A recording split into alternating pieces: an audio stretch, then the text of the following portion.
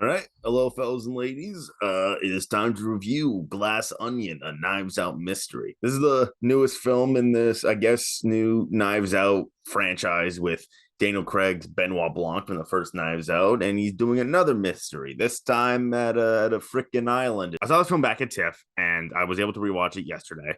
And I gotta say, first time I saw it, I was like, yes, this is a very, very good movie, but I was a little put off. I was wondering if the reason was because I was going in expecting, like, oh, another Knives Out kind of movie, but it was very, very different. Maybe I was a little, a little blindsided and mixed with the fact that I was a little tired because of TIFF. So giving it another watch, knowing what to expect, I was like, oh, maybe I'll like it a little more. And I did.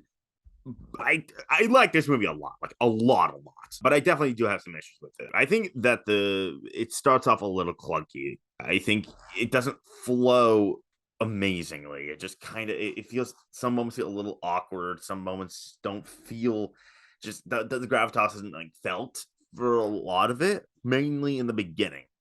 But at a point, it just clicks. It just kicks in. There's a moment when Benoit, I won't say anything. This is a no spoiler review. There's a moment when Benoit,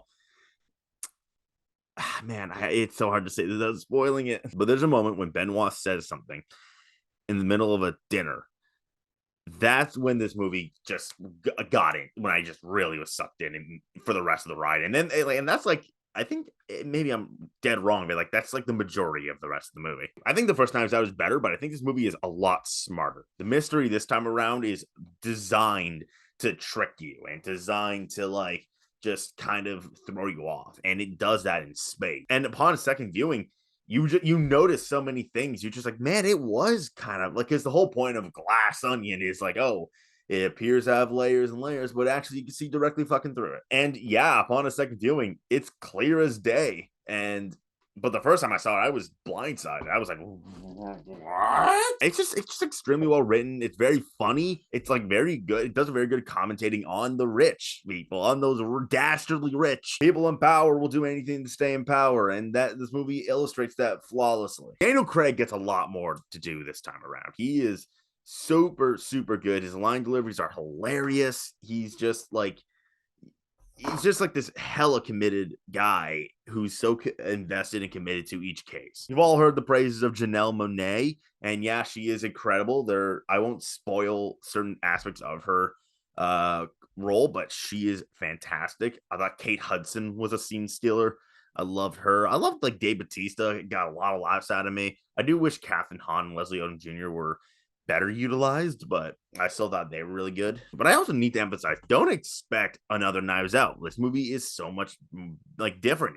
It's framed differently, not like down to like how it's shot. Like in this movie, I think it was shot on digital, whereas the first one was shot on film. But it works here. It's very well shot and well put together. The set of like the house is so well made. It looks so good. But yeah, don't expect like, in the first Knives Out, it's just right away. We know the victim. We know what is going on.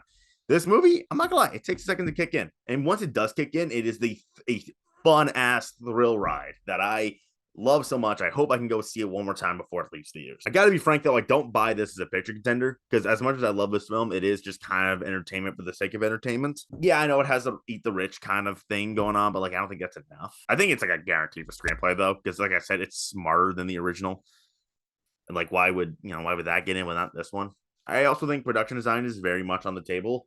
Do I buy supporting actress for Janelle Monáe? I mean, you've all heard the hype. Yeah, to an extent I do. I think she's definitely going to remain in my 10 for the time being, even if I don't really think that's going to transpire, but I definitely think it's possible. Yeah, Glass Onion takes a second for it to kick in. Like, it does. Like, it's a little clunky, a little awkwardly flowed, but once it kicks in, you're just in. You're in for the ride. Cast is all great. Rian Johnson takes it up to 20 different notches.